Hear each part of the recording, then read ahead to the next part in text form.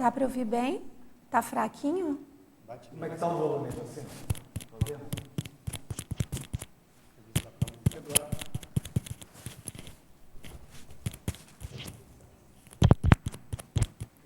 Alô? Alô, alô, alô, alô, alô. Oi? Tá bom? Tá bom? Tá. Tá?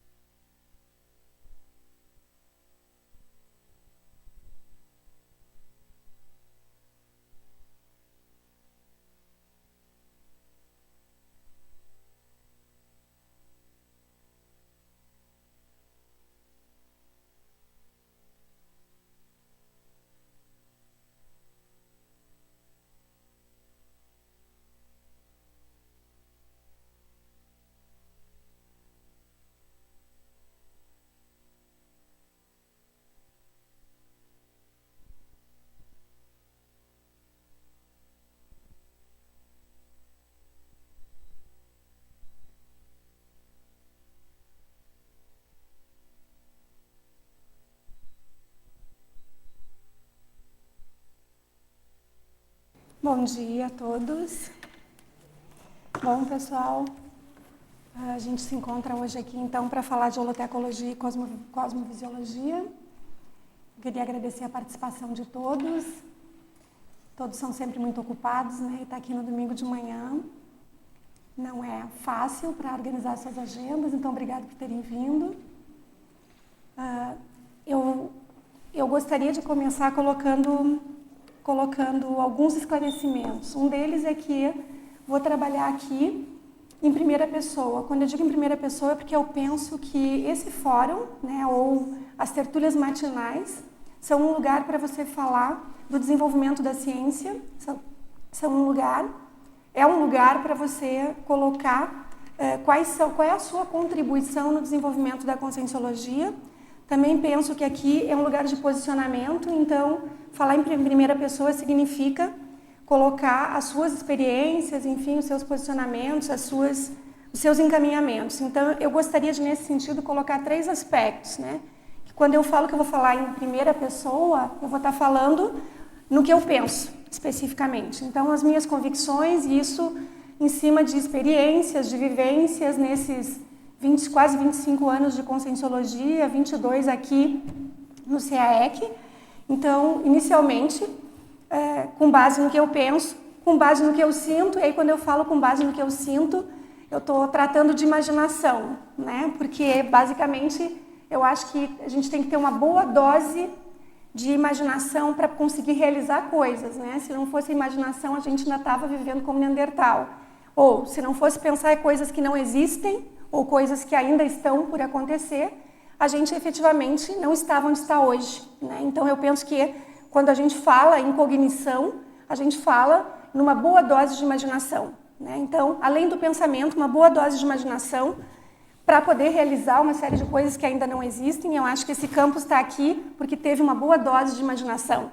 Quer dizer, se pensou muito sobre isso, mas se imaginou essa realidade há 22 anos ou há mais tempo, que hoje está aqui. Concretamente, a gente está podendo estar falando aqui nessas condições em função, em razão disso. E também o que eu interpreto, que aí vem uma boa dose de comunicação, né? Quer dizer, como é que a partir desses pensamentos, né, dessas proposições, dessa imaginação, daquilo que a gente pretende, né, a gente então comunica, ou argumenta, ou de um jeito ou de outro coloca as ideias. Porque aqui na interpretação, eu penso que reside também o convite para a identificação. É na hora que a gente comunica, que a gente fala, que as pessoas conseguem compreender quais são as nossas proposições, quais são as nossas intenções, e elas fazem uma maior ou menor adesão a isso, a depender justamente das experiências, das expectativas e das intenções que elas têm também. Então, eu vou partir desse arcabouço, vamos dizer assim, e eu acho importante esclarecer isso, porque a minha experiência, muitas pessoas com experiências diferentes terão visões diferentes, e é por isso que nós trabalhamos aqui em comunidade, para que justamente esse compartilhamento, vamos dizer assim, de diferentes experiências, essas vivências trocadas, compartilhadas, possam resultar no que a gente tem aqui. Ou resultar no avanço da ciência, resultar no progresso da ciência. Bom, eu dividi em 3 blocos o encaminhamento do nosso diálogo aqui hoje. Primeiro, eu gostaria de falar um pouco sobre teses, metodologias e a linguagem. O que significa isso? Significa que, quando eu digo que a gente faz uma pesquisa holotecológica, eu estou dizendo o quê? Que tipo de pesquisa? O que faz de uma pesquisa ser holotecológica ou não ser holotecológica? Né? Quer dizer, quando a gente fala em pesquisar em conscienciologia, isso é claro, mas ainda é muito difuso, porque é uma neociência, uma ciência experimental, recente, e isso está em construção. Então, por exemplo, quando a gente fala do paradigma da autopesquisa, dentro do paradigma da autopesquisa, quando nós estamos falando de autopesquisa, a gente está falando das nossas experiências. Mas uma coisa é a narrativa das nossas experiências, né? Isso é uma coisa. Outra coisa é as experiências que nós temos e que nós investigamos em conjunto com outras pessoas e a partir de uma transversalidade comum ou da recorrência de determinadas coisas, a gente pode afirmar isso diz respeito àquela área, não a mim, não a minha experiência, não a minha narrativa, mas mais pessoas, através desses mecanismos metodológicos, chegam aos mesmos resultados. Então, quando nós falamos de autopesquisa, há um componente que é um componente peculiar, particular das nossas experiências, que resultam das nossas narrativas. Isso é uma coisa. Outra coisa é quando nós falamos de autopesquisa e a partir das experiências de outras pessoas nós conseguimos confrontar os resultados de modo a perceber recorrências ou repetições ou, enfim, condições que são comuns a esse grupo de pessoas. A intersubjetividade. Isso. Aí a gente consegue, então, dar um componente que é mais objetivo àquela perspectiva. Então, quando eu falo aqui também penso, sinto e interpreto, quando a gente está falando nesse mecanismo de cognição, então, na dimensão do pensar, vejo eu, estão aí os resultados dessas experiências coletivas constituindo conceitos ou constituindo afirmações do ponto de vista da ciência. Quando a gente fala em imaginação, a gente está fazendo proposições, são projetos. A gente imagina algo que a gente quer que aconteça. E aí a gente organiza essa imaginação em projetos para poder executar isso e para poder tornar isso uma realidade concreta. Para que a gente torne concreto, precisamos de outras pessoas, porque trabalhamos aqui com propósitos grandiosos. Então, para conseguir que outras pessoas trabalhem no mesmo objetivo, ou para identificar quem são as pessoas que se veem alinhadas a esses objetivos, a gente usa, então, a comunicação através da interpretação daquela realidade. Então, primeiro eu gostaria de falar disso, que eu acho que é o mote dessa tertúlia matinal, é falar de como nós contribuímos para fortalecer as ciências, as especialidades, para afirmar as especialidades, para propagar a conscienciologia. Depois disso, quero falar de instituições, da questão institucional que envolve a holotecnologia, que é o Centro de Autoestudos da Conscienciologia. Nós somos uma estrutura, e uma estrutura importante dentro do Centro de Autoestudos da Conscienciologia, já que Valdo dizia que o tertuliário, a holoteca, o holociclo, enfim, esses locais são verponários, né? São locais para semear ideias, né? Para desenvolver ideias, para configurar esses estágios todos nesses espaços. Aí eu quero falar um pouco de pontuações também e da estrutura do nosso organograma, a complexidade do nosso organograma.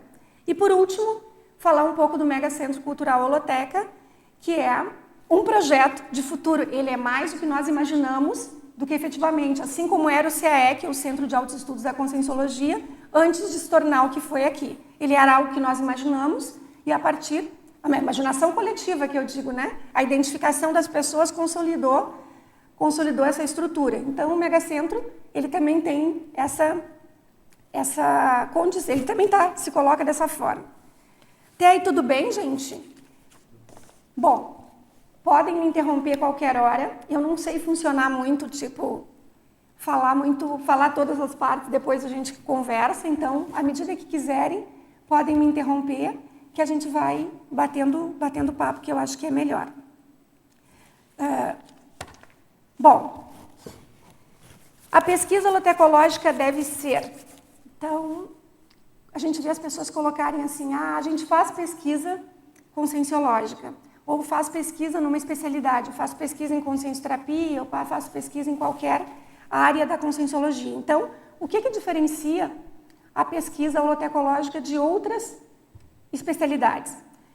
E eu coloco a pesquisa holotecológica no sentido de que a gente fala de holotecologia, que é uma condição superlativa.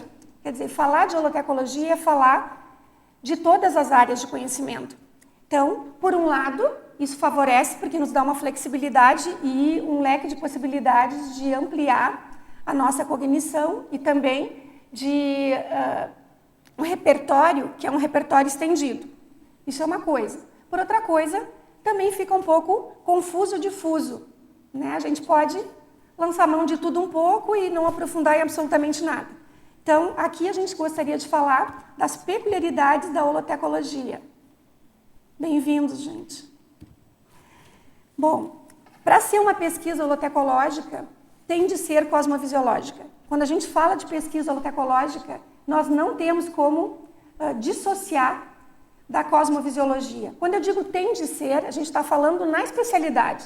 Quer dizer, nós podemos fazer pesquisa como nós queremos, mas quando a gente trata da especialidade ou de fortalecer e afirmar a ciência, então, a gente tem algumas bases para poder entender essa realidade.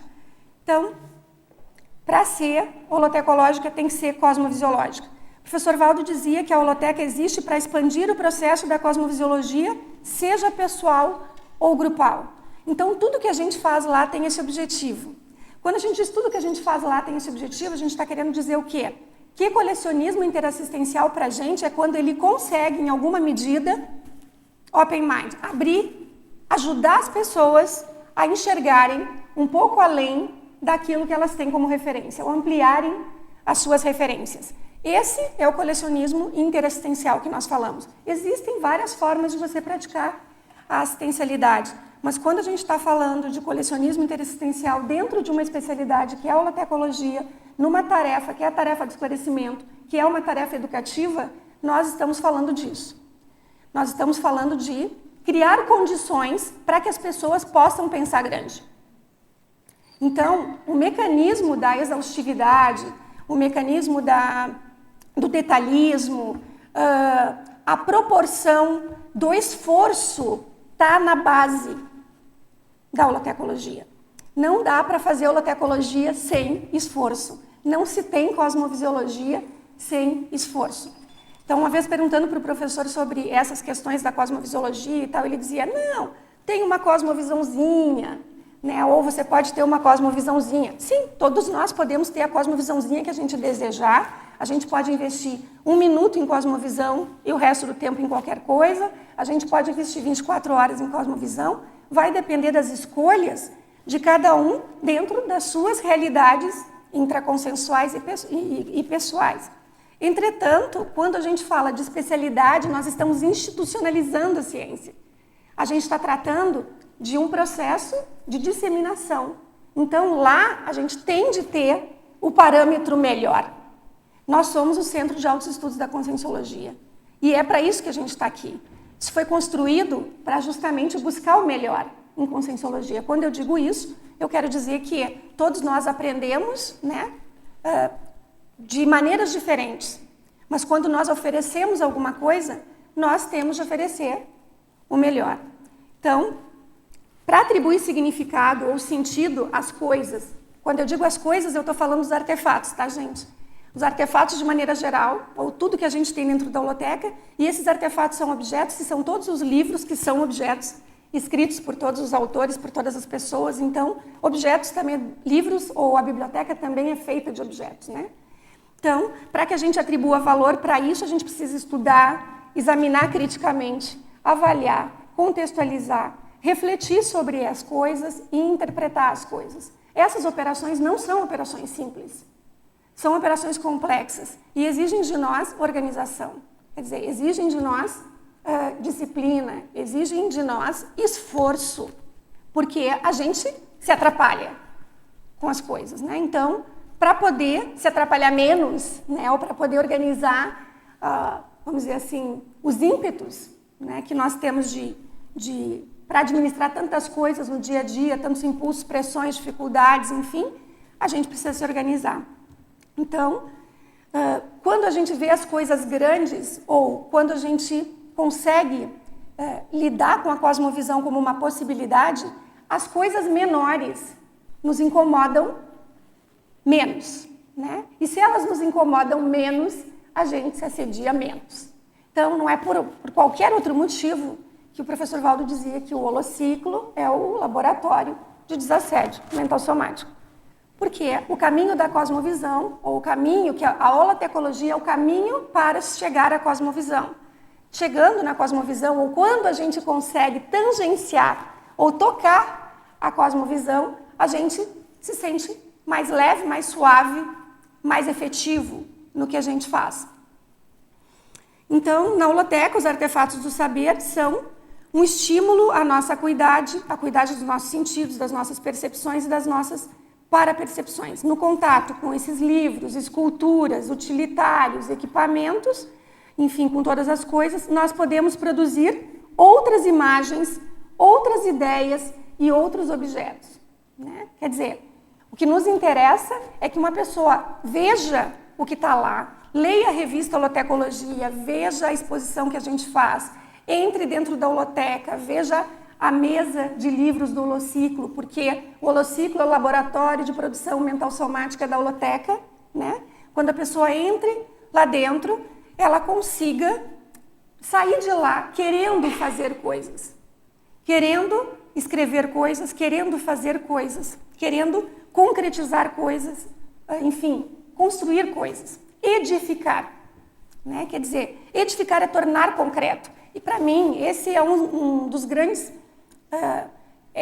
dos cenários mais intrigantes da conscienciologia, né? É que, diante de um universo de subjetividades, nós efetivamente edificamos, conseguimos edificar, né? E o resultado do nosso trabalho é uma edificação concreta, né? Você faz um livro, faz a revista, faz a exposição, faz o campus, faz o tertuliário, faz os monumentos, né? Faz o Megacentro Cultural Holoteca. Até aí tudo bem, gente? Vou respirar. Quando você toma água, fala.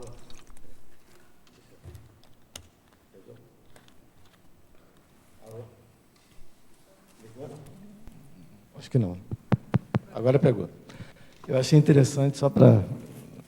eu estava ontem em casa e estava procurando um aplicativo para o celular, um programa para o Windows, para organizar melhor minhas coisas, assim. Até daqui que você falou, né? Tipo assim, além do Windows Explorer, meu irmão estava me falando, não, tem umas coisas que ajudam mais a você visualizar todo o conteúdo das informações que você tem para te ajudar. E achei, assim, mesmo que seja visualmente, né, uma interface gráfica melhor, para a pessoa que é desorganizada. E achei muito legal isso que você falou. Duas coisas: a especialização da diversificação, da cosmofisiologia. Você tem uma especialidade para isso, estudar tecnicamente. E a outra, isso aqui. Quando organizadas, as coisas nos preocupam menos e temos menos autoassédio e conseguimos produzir mais. Isso aí acho muito legal, que é o que eu estou buscando no nível pessoal e acho que ajuda muito todo mundo a poder materializar alguma coisa mesmo. Legal, muito legal.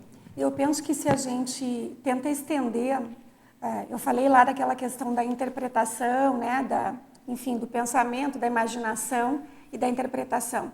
Se a gente consegue conciliar esses universos de expressão, isso é importante. Fazer o livro é importante. É importante que a gente faça exposições. E isso não é só na dimensão coletiva da holoteca, é pessoal também. Veja, a gente vai abrir aí uma amostra. Ontem nós trabalhamos o dia inteiro trabalhando nisso. É uma coletiva. Quer dizer, a Luziana estava chamando a atenção para a questão da unidade na diversidade. É uma coletiva. Essa amostra, ela é forte porque ela é uma coletiva. São 9 coleções que vão estar ali passando uma mensagem, um texto que a gente chama expográfico, é uma linguagem, né, dentro da conscienciologia. Mas são 9. Cada uma é uma pessoa que está fazendo aquilo, né? Então, é um especialista naquela área que, quando ele empresta, né, os seus talentos e as suas competências para um diálogo, vamos dizer, para um texto, ele potencializa a comunicação da sua especialidade e do coletivo, porque ali você, então, está traçando um mecanismo cosmofisiológico. A gente entra no segundo item aqui que caracteriza a pesquisa holotecológica, que é a condição interdisciplinar. Não há cosmofisiologia sem interdisciplinaridade. Quer dizer, não é possível fazer pesquisa holotecológica em uma única especialidade. Quer dizer, a gente faz pesquisa holotecológica à medida em que a gente investe na interdisciplinaridade ou no diálogo entre os saberes. E aí eu não estou falando nem somente o diálogo da ciência. E aí eu estou falando o diálogo entre saberes mesmo. Quer dizer, saberes de todo tipo. Até porque, a gente vai falar mais para frente, mas a pesquisa holotecológica é uma pesquisa de fontes diversas, não somente bibliográficas. E se é uma pesquisa de fonte diversa, ela vai acessar pessoas, coisas, né, cidades, locais, monumentos, etc. E vai lançar mão ou vai buscar uma aproximação de saberes que não são acadêmicos, não são científicos, né? Não são formais nessa medida. Então, a interdisciplinaridade envolve todos os conhecimentos, que são os conhecimentos que a gente aqui trabalha do ponto de vista mais estruturados, né? Científicos, e todos os outros saberes. Aí também a gente fala de minimizar ou de desconstruir fronteiras entre conhecimentos, né? A interdisciplinaridade ela existe para isso, e essa condição que nós temos de aprender numa fragmentação do jeito que as coisas são, ou esse modelo, ele está em franca decadência, né? A gente sabe disso.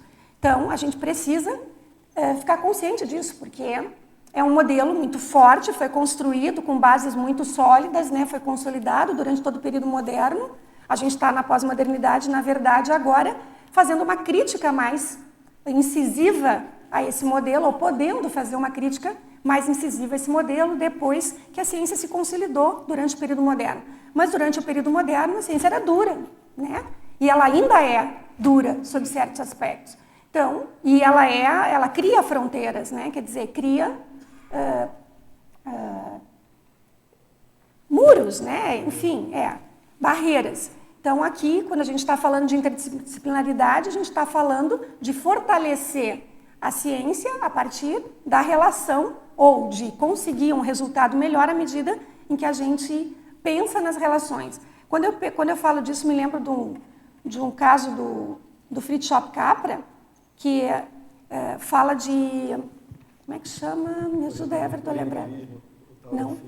Não, ele tem essas obras... Ele tem uma escola, e essa escola tem um método que é alfabetização ecológica. Alfabetização ecológica. Na alfabetização ecológica, então a gente fala, alfabetização ecológica, todo mundo pensa as crianças correndo no parque, aprendendo com as plantinhas, né, e olhando o verde, etc. e tal. Não tem absolutamente nenhuma relação com isso, embora andar no parque, correr, seja uma boa coisa, e elas também façam. Mas a alfabetização ecológica infere, por exemplo, a criança aprender, num metro quadrado de jardim, todas as áreas do conhecimento, inclusive a psicologia, e, enfim, as áreas que envolvem humanas, comportamento, etc. E aí ela faz o quê? Naquele ecossistema pequeno, naquela miniatura de um ecossistema, ela vai aprender todas as relações, né? Então, aprende por aproximação, por relação, e não por dissociação ou por divisão, né? Nesse mecanismo, o que acontece? As crianças que aprendem nessa escola, e elas aprendem com parâmetros de sociabilidade, evidentemente, maior, porque trabalham em laboratório o tempo inteiro, etc.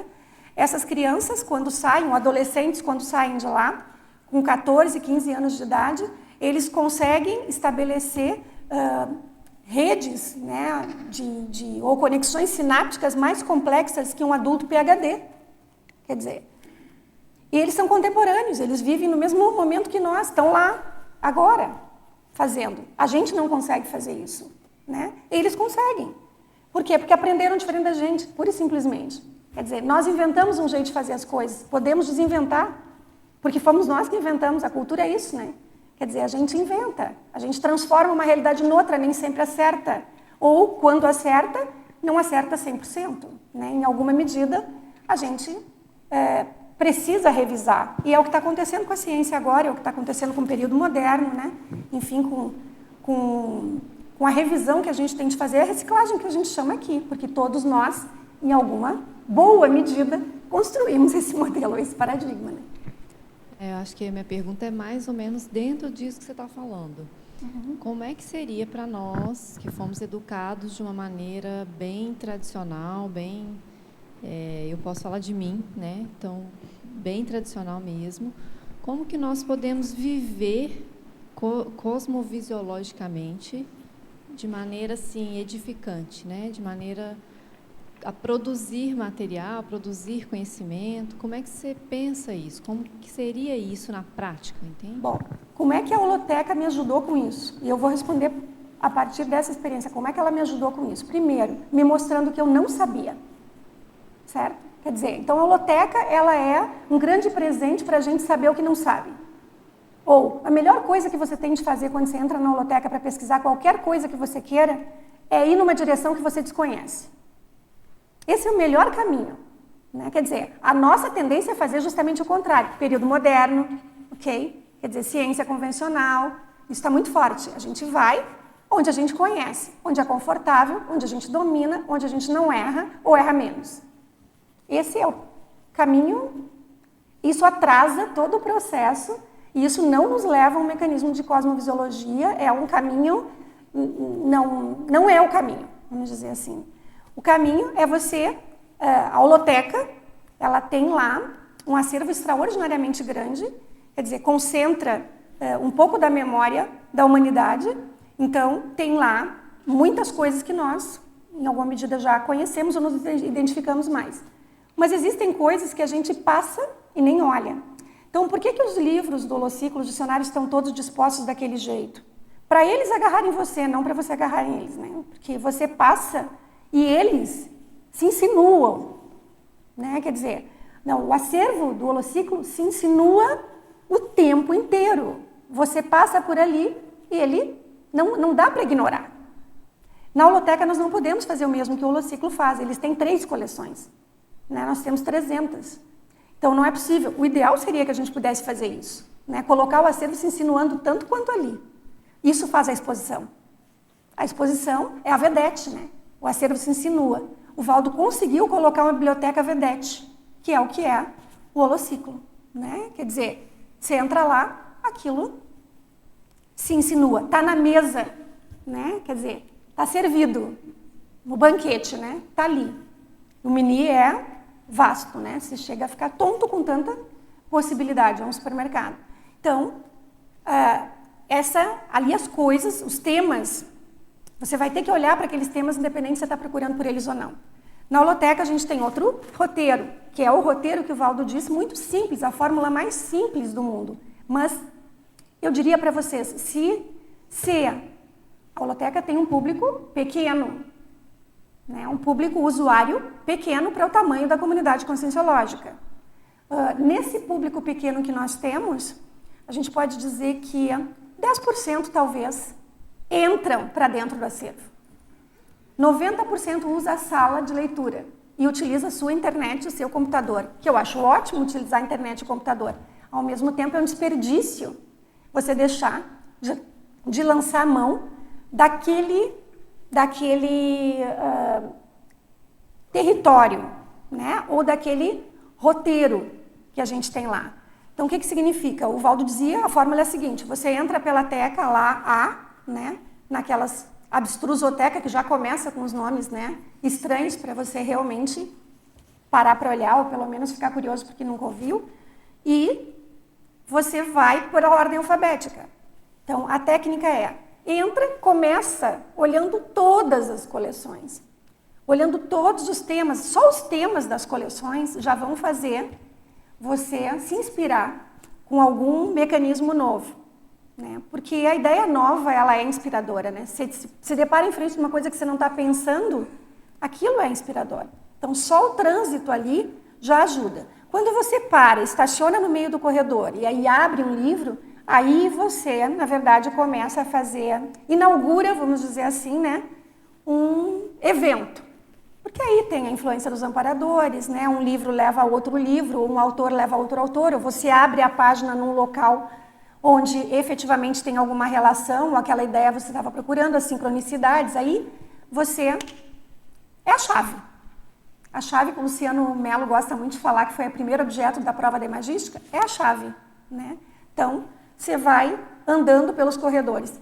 Não se faz esse trajeto, né? Quer dizer, esses corredores ideativos da holoteca, né, eles são o melhor caminho para a gente inaugurar uma série ou encontrar uma série de competências.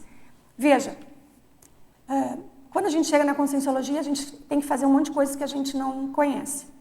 E a gente se vê competente em uma série de coisas. Quem está na consecutivos está justamente explorando essas questões, né?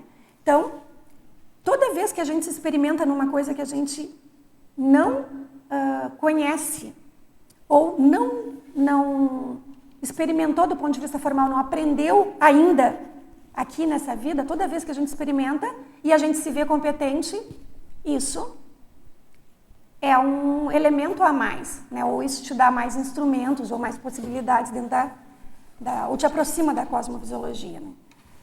Agora, a cosmovisiologia envolve, né, o que o Valdo chamava de tudologia, né? Envolve todas as áreas, não envolve única e exclusivamente aquilo que está sistematizado pela ciência. E aí, então, a imagística, né, que não há pesquisa holotecológica sem imagística, né? Ou não há cosmovisão sem imagística. O Valdo dizia que a exposição de qualquer tema técnico amplia e aprofunda a cosmovisão e a automundividência. Então, por que a gente relaciona imagística a objetos, né? Ou imagística vem da imaginação, tem a relação direta com a imaginação, e a imagética com as imagens, né? As imagens que a gente consegue visualizar. Essas duas coisas também são indissociáveis, porque tudo que você pegar na mão surgiu na imaginação. Antes não tinha forma. E hoje a gente já tem assim, essa cadeira existe essa cadeira, eu posso inventar um design diferente dessa cadeira. Mas um dia não tinha cadeira, né? Quer dizer, aquilo surgiu num ambiente absolutamente cognitivo, né? Antes não tinha avião, ok? Um pássaro voou e você disse, mas o homem pode voar, e aí você faz um avião, seja lá o que for, aquilo surgiu na imaginação. Então, a imaginação, ela starta qualquer processo de edificação, né? Tudo que você edifica, ele surge e é construído a partir da imaginação. Então, a manobra de encadear as mensagens comunicadas pelos artefatos, estabelecendo diálogos imagéticos, mantém a imaginação viva, alerta e de prontidão. Então, os objetos, quando você organiza os objetos, né, quando você coloca eles numa exposição, quando você articula, vamos dizer, é como articular palavras, é um texto. Você estabelece um texto e esse texto ele tem a força, vamos dizer assim, né, da integração desses sistemas de conhecimento, né? Quer dizer, os objetos eles são possibilidades de comunicação tanto quanto a escrita. Eles trazem, quando eles são colocados juntos, eles impactam porque ou pela novidade, ou porque nunca foram vistos, ou porque eles são senhas retrocognitivas, né, nos ajudam a lembrar de outras realidades. E um outro elemento é a cosmoética. Então, também, quando a gente está falando em pesquisa em qualquer área, a gente está falando em qualquer área da conscienciologia, a gente está falando em cosmoética. Mas eu vou falar aqui da cosmoética dentro do universo da holotecologia. Então, eu queria chamar a atenção para uma técnica que o professor Valdo coloca no item assistencialidade do léxico de ortopensatas, que é a técnica de pensenizar ao contrário. Isso é bom para a gente, vamos dizer assim, para a gente aprender a puxar o tapete, né, das nossas tendências de pensar sobre as coisas de forma preconceituosa. Quando a gente fala isso, quando a gente fala técnica de pensenizar ao contrário, quando a gente fala em pensenizar ao contrário, todo mundo contra a pensene, né?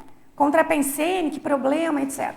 Então aqui, ao perceber algo que você discorda, o mais coerente é empregar a técnica de pensenizar ao contrário da situação presente, aquela situação que você discorda, buscando a cosmovisão sadia, com a lucidez máxima, a fim de ajudar a todos. O extremo positivo constitui o ato de tirar da ganga bruta o diamante. Então, se você viu uma coisa que você discorda, acha que não é bom, não deveria ser feito daquele jeito, pensa do jeito que você acha que deveria ser feito e faz. Né? Quer dizer, quando você faz isso, efetivamente, você está mostrando a força daquilo que é cosmoético. Então, não tem perder tempo, vamos dizer assim, discutindo sobre discordâncias, vamos dizer, né? Às vezes não nos leva a lugar nenhum, ou nos ocupa tempo demais. Quer dizer, se a gente consegue fazer isso, né? Ou se isso serve para nós como um elemento catalisador de uma ação educativa, para que a gente faça uma coisa diferente daquilo que está sendo feito, Ótimo. Então, a inspiração, vamos dizer, criativa, né, cosmoética e evolutiva é a única razão plausível. Ah, não, esse aspecto aqui é importante. Agora eu lembrei, não era isso que eu queria colocar. Antes de chegar aqui. Então, essa questão de pensionizar ao contrário é o pensamento divergente. Todo mundo pensa A. O divergente pensa qualquer letra do alfabeto ou o alfabeto inteiro. A cosmovisão é mais ou menos isso, né? Então, todo mundo está indo para o A. Esse é o pensamento divergente. O pensionizar ao contrário. Vamos dizer nesse sentido aqui, né? Eu coloquei aqui uma questão da cosmoética também. Está dentro do item, né, da cosmoética no Lexo de Ortopensatas, que é um aspecto importante. Porque quando a gente fala isso, imagina, toda vez que a gente vê uma coisa errada, a gente fazer uma coisa que seja contrária. Se você discorda disso, porque você acha que deveria ser feito de outra forma, e você efetivamente vai lá e faz, toda vez que você vê uma coisa errada, você vai ter muito trabalho, né? Que coisa errada tem aos montes. Esse é um planeta hospital, como dizia o Valdo, né? Então, tem muita coisa errada. Muito bem. Isso. Não contra fluxo. Muita coisa para se fazer, para consertar. A reeducação é isso, não é? Então, é muita coisa errada que a gente precisa consertar na gente. É muita coisa que a gente precisa consertar no que está no entorno da gente. É muita coisa que a gente precisa consertar quando a gente trabalha com outras pessoas, no meio de muita gente. Então, é muito trabalho. A maioria de nós aqui se vê sobrecarregado, não é verdade? A maioria de nós faz muita coisa. A Denise diz que a gente tem uma vida intensa, não é, Denise? Intensa, né? Quer dizer, a gente vive intensamente, né? Muita coisa. Então, nós realmente fazemos muitas coisas. Aí, às vezes, a gente diz, cara, isso não está certo, né? Você tem que segurar. Aí eu li essa colocação do Valdo, essa sentença do Valdo que diz o seguinte: a inspiração criativa, cosmoética e evolutiva é a única razão plausível para a desorganização da nossa auto-organização. Eu achei isso genial. Porque não tem como você levar coisas grandes com a tua vida toda certinha. Não rola. Não rola. Né? Quer dizer, na minha experiência não rola. Se alguém arrumar um jeito de fazer coisas grandes de maneira a não desorganizar a vida, me ensina. Estou querendo aprender. Porque eu ainda não consigo. E aí quando ele coloca isso, claro que nós não transformamos isso na regra. Mas se as coisas grandes chegam para nós, né, de maneira que a gente não tenha alternativa no sentido que elas são, qual é a palavra sempre que eu esqueço? Irresistíveis? Que elas são irresistíveis? Como é que se diz? O amparador falou, a água parou. A vida que se segure e que vá tocando. Então, cosmovisiologia ou holotecologia, se a gente for pensar na especialidade de maneira a compreender a especialidade, é isso. Nada. É isso. Repita, por favor. A frase do Valdo.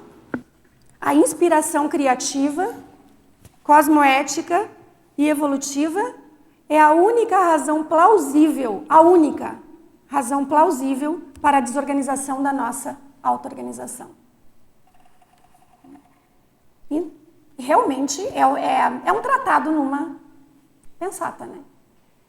Então, isso, quando a gente fala aqui de cosmoética, veja, isso está em cosmoética, né?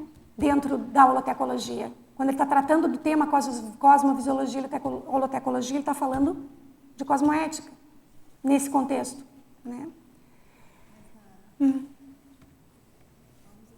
entender melhor essa questão, por favor. Como que a gente organiza e desorganiza, organiza e desorganiza? Como é que é essa medida? Como que a gente pode perceber assim, esse timing, entendeu? Para não entrar na justificativa que assim, estou sempre envolvida em projetos grandes, por isso a minha vida não se assenta, não se organiza, enfim. Como que a gente pode raciocinar ou discutir um pouco mais esse tema? Bom, não sei muito bem como é que a gente pode fazer isso, vou dizer como é que eu tenho tentado fazer. Eu acho que isso são coisas sazonais, porque também os amparadores reconhecem os nossos limites, então são coisas sazonais, elas não acontecem uma atrás da outra. Você terminou uma, já vem outra inspiração, né? As inspirações acompanham mais ou menos o nosso fôlego, né? Mas assim, acompanham no sentido do seu melhor o potencial, sabe, assim, do quanto você pode fazer. Também eu vejo que quando a gente está falando disso, ou a justificativa, quando ele diz a única situação plausível, é quando efetivamente você sabe que aquilo é um projeto que envolve mais pessoas, porque é uma inspiração de amparadores, né? Quer dizer, a gente sabe muito bem quando a ideia é nossa e quando a ideia vem, né, de gente grande. Né? Quando eu digo gente grande, no sentido quando os amparadores, quando a ideia realmente é maior do que você, né? A ficção explora isso de maneira extraordinária, né? Que todo mundo já viu aí, Senhor dos Anéis e não sei o que, não é sempre alguém pequeno fazendo uma coisa grande? Tipo, ai, caiu na minha mão esse negócio desse tamanho, é mais ou menos assim, né? Então, como é que era aquele lá, o Harry Potter, não é? O tempo inteiro, ai, caiu na minha mão, que desgraça fazer isso e não sei o quê. O nome disso é Jornada do Herói, né? De repente é o cara tirado pinçado ali, aí cai uma missão na mão dele, tem que superar, quase morre para fazer aquilo. Para fazer aquilo. A gente não tá nesse ponto, né, do ai, mas a gente quase morre também para fazer, né? Não dá para dizer que a gente faz assim, pronto, tranquilo. A gente passa, exige muito esforço para fazer, né? Exige muito esforço por quê? Exige muito esforço porque você captou uma ideia qualquer, que é uma ideia. Agora, não é para você fazer, porque ideia grande ninguém faz sozinho. Nunca é para você fazer. É para um monte de gente fazer.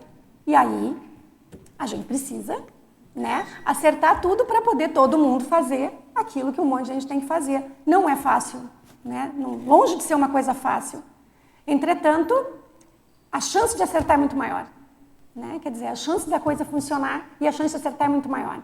Porque é muita gente fazendo e porque se a coisa é complexa, ela é especializada, ela está relacionada com aquelas especialidades, as pessoas que vão ter que edificar aquilo também são pessoas que têm estofo para fazer. E quando juntam um monte de gente com estofo para fazer certas coisas boas, sai da frente. Porque se faz. Sim.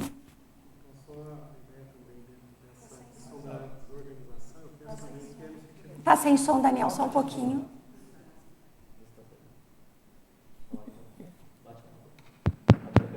Então, a questão da desorganização, né, só voltando a esse tema, me parece também que é no sentido de, às vezes, tirar a gente de uma zona de conforto, né?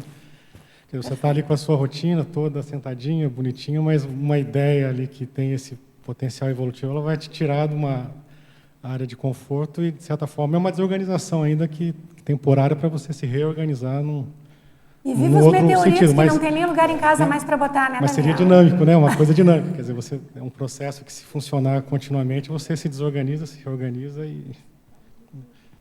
Não, exatamente. Quer dizer, vai exigir de você outros parâmetros. Outra coisa que eu acho bem interessante nisso. Vai exigir de você ter que tirar da sua vida uma série de coisas que não importam. Isso é muito legal, né? Quando o Valdo fala do lixo mental somático, o lixo mental somático vai ter que cair fora, o lixo psicossomático é mais difícil de tirar, também vai ter que cair fora, né? Então, você não tem como se importar, vai ter que ficar com o que realmente importa. Tem um autor aí que ele fala da questão do importar, né, ou do léxico, né? Importa é o que você leva com você, né? Quer dizer, é que de um jeito, é aquilo que de um jeito ou de outro toca ou faz sentido ao modo de você levar com você, importar. Né? Então, você tem que ficar com aquilo que você pode carregar. O resto, você vai ter que ir se desfazendo. Então, é isso que o Daniel está colocando, né? Quer dizer, não dá para manter todas as coisas do jeito que você fazia, tudo muito organizadinho, etc. e tal, e fazer coisas, porque ninguém consegue dar conta disso, né? Então, vai ter que estabelecer otimização, né? E nenhuma novidade, que é tudo que o Valdo tem falado para a gente, ou falou, durante todo o tempo que ele teve aqui. Mas aí a perspectiva, então, é da reeducação. Então, tem alguns... Isso aqui, então, a pesquisa holotecológica deve ser cosmovisiológica, interdisciplinar, imagística e cosmoética. Né? Quer dizer, essas são indicadores. Ela tem... Para a gente dizer, a gente está fazendo uma pesquisa holotecológica, é isso. Né? Então, agora, depois eu vou falar de metodologia, mas em termos de conceito, tem que ter pelo menos isso. Que não é pouquinho, né? É muito.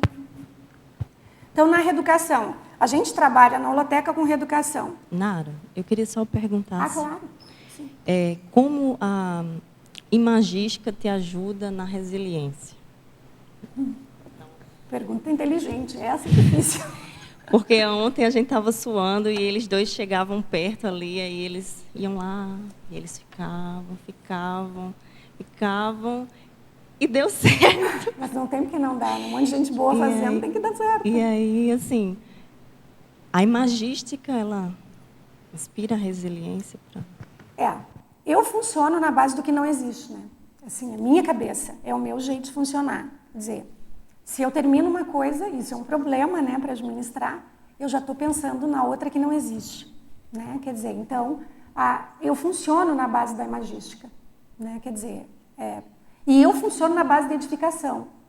Quer dizer, tem de ser, não basta a linguagem escrita, tem de edificar, tem de ter uma coisa que seja... por que não basta a linguagem escrita, vamos dizer assim? Porque você tem que tentar atingir as pessoas por todas as linguagens possíveis, né? E a linguagem escrita é uma possibilidade, né? Então, falar é outra possibilidade, né? E as exposições, ou a expografia, ou a linguagem museológica é outra possibilidade, né? A revista científica é uma possibilidade. A revista cultural que a Débora acabou de fazer, que está um primor e que a gente vai lançar logo, logo, é outra realidade. Então, são linguagens diferentes, né? Então, também essa invenção de... A gente fez um palimpsesto. Quer dizer, se usava a imagem, né? A humanidade usava a imagem como comunicação muito antes de usar a escrita, certo? E aí, o que a gente fez com esse modelo do Estado moderno, né? Nós fizemos um palimpsesto, a gente escreveu por cima da imagem, deixou a imagem de lado.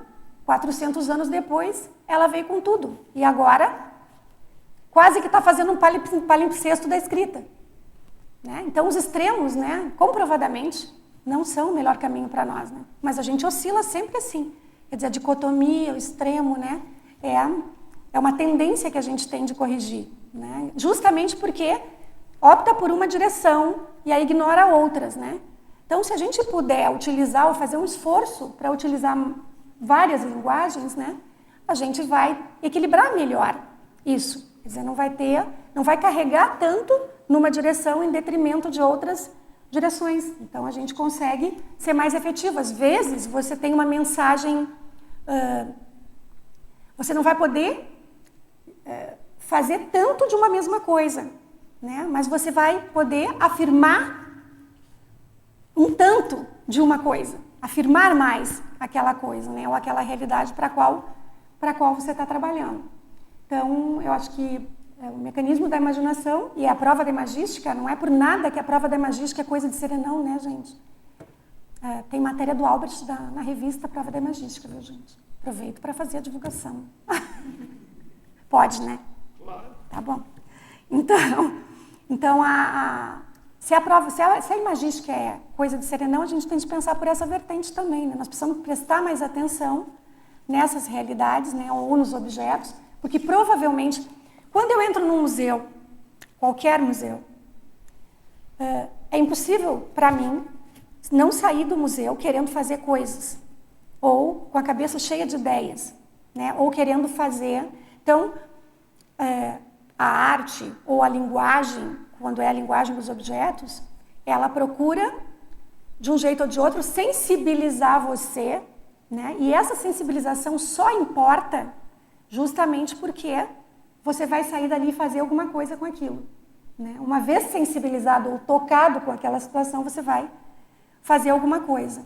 Então, o processo nós somos dessensibilizados, né? Quer dizer, a gente ficou dessensibilizado. Esse mundo individualista, do jeito que ele é, com baixo investimento em sociabilidade, né? As pessoas não se relacionam ou não priorizam vínculos mais efetivos, né? Ou vínculos mais fortes, etc. Então, nós temos uma trajetória de dessensibilidade. Então, quando você entra num lugar e vê essas coisas, né? Isso é um jeito de ao invés de ficar dessensibilizado, né, você despertar para fazer alguma coisa. No nosso caso aqui, você sempre fala, né? Nós temos essa questão dos museus, das coleções, mas tem um diferencial que é o parapsiquismo. Isso que é interessante. Então, como que é você fazer toda essa transição, passar pela holoteca, pelo holociclo, interagir com essas técnicas, fazer o cruzamento de informações, mas tendo o elemento parapsíquico? Qual que é a diferença dele?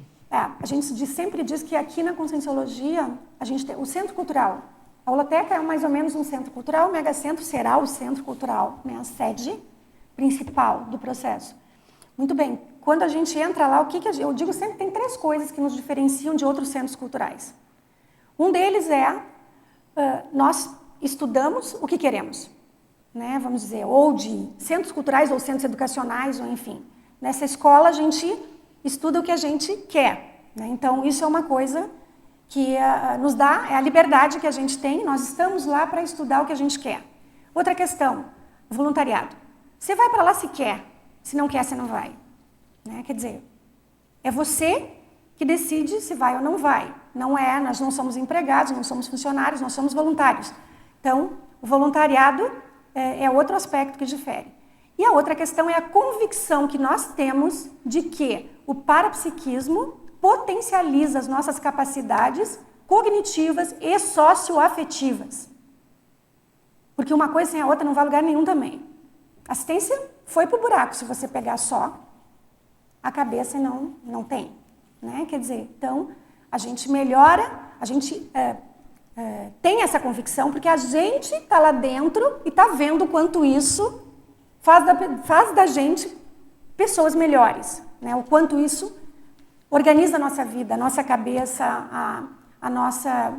Enfim, organiza todas as nossas experiências, né? O quanto todos nós, eu acho que a maioria de nós, está aqui até hoje, porque cada dia você está melhor do que no dia anterior. Claro, todo mundo de fases, né? Homens e mulheres, tem uma música que diz, né? Mulher de fases, né? Homens e mulheres são de fases, né?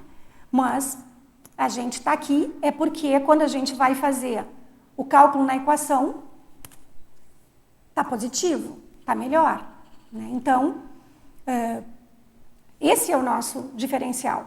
Agora, eu vejo que há muito desperdício nesse sentido, né? Eu vejo que a gente devia aproveitar melhor aquela estrutura para poder, até certo ponto, afirmar melhor o nosso autoparapsiquismo, né? Quer dizer, aquela estrutura ajuda a afirmar o autoparapsiquismo, mas exige quase que internação.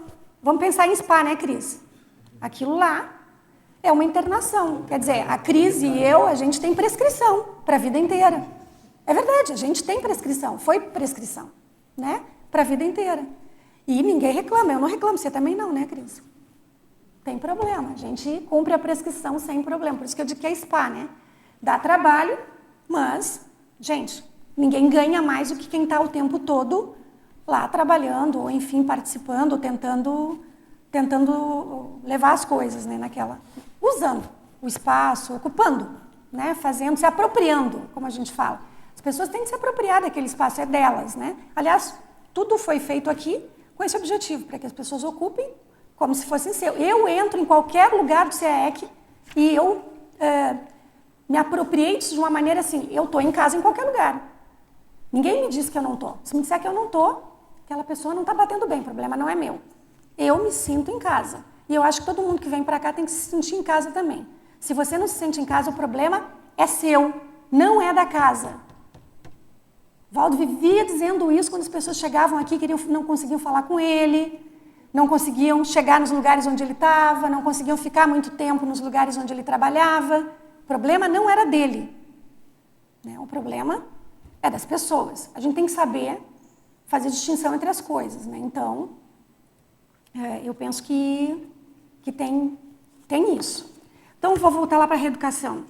A gente tem um conceito que nós construímos na holoteca, que é de ecossistemas, que é esse conceito de reeducação foi um conceito construído a partir das nossas necessidades dentro daquela especialidade, que diz que a reeducação é um processo de recomposição que busca estabelecer novos parâmetros de constituição, organização, capacitação, produção e qualificação das relações de desenvolvimento, pelo conhecimento, gerando e gerindo ecossistemas reeducacionais pautados na criticidade, autonomia, liberdade, respeito, solidariedade, cooperação e criatividade.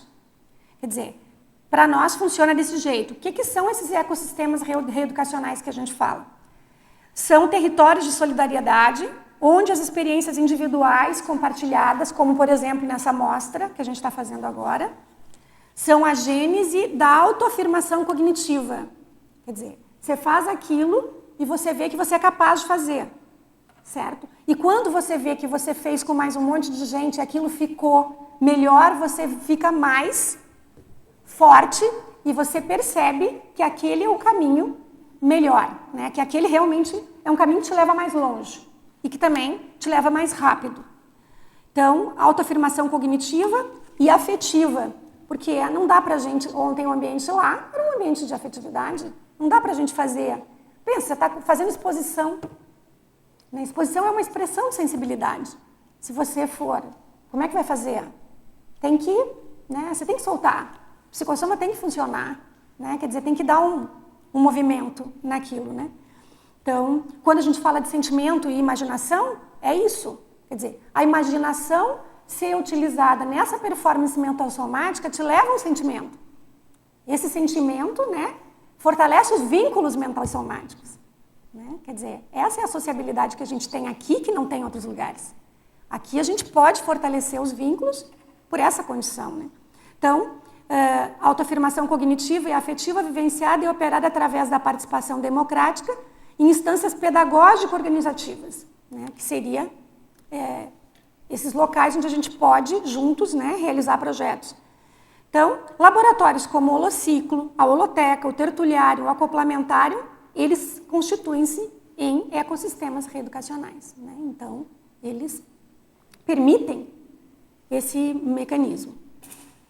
Bom, a Denise se adiantou aqui, né, que eu estava com um ponto final para essa parte do parapsiquismo, que é, então, o principal diferencial da Holoteca em relação às instituições congêneres, especializadas em museologia e bibliologia, é considerar o parapsiquismo inerente à realidade das pessoas, né, como um fator de potencialização cognitiva e socioafetiva.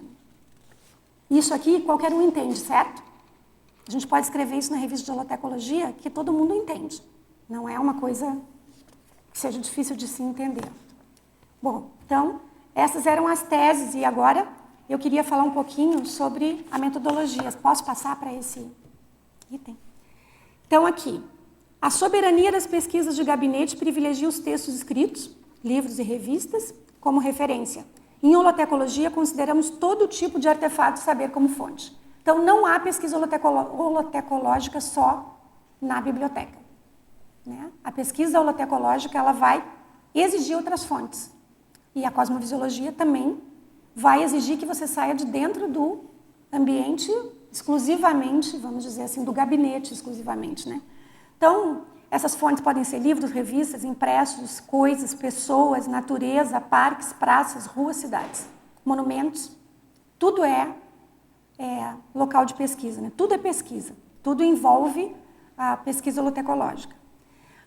Aí eu peguei aqui investigaciologia, no léxico de Ortopensatas, o Valdo diz o seguinte, que acho que vale a pena colocar.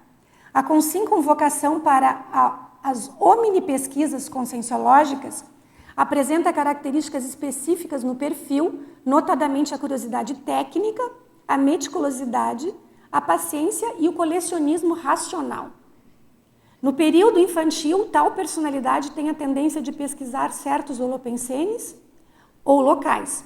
Por exemplo, em torno das construções em andamento, investigando ou buscando encontrar no chão, nos lixos e demolições, moedinhas, tampas de frascos e latas, seixos diferentes, sementes, plásticos expressivos ou qualquer outros objetos ao modo de miniaturas chamativas. Quer dizer, ele está falando aqui de investigaciologia. Desde criança, né, já a omnipesquisa conscienciológica já está latente naquela pessoa, né, que não passa nada. Né? Vocês lembram que o Valdo descia aqui, a Leia, e contava tudo que tinha tudo que sobressaía o concreto, enfim, tudo que tinha que contrastava, né? Olhava para o chão, né? Olhava para o chão, olhava para as coisas, sabia tudo, né?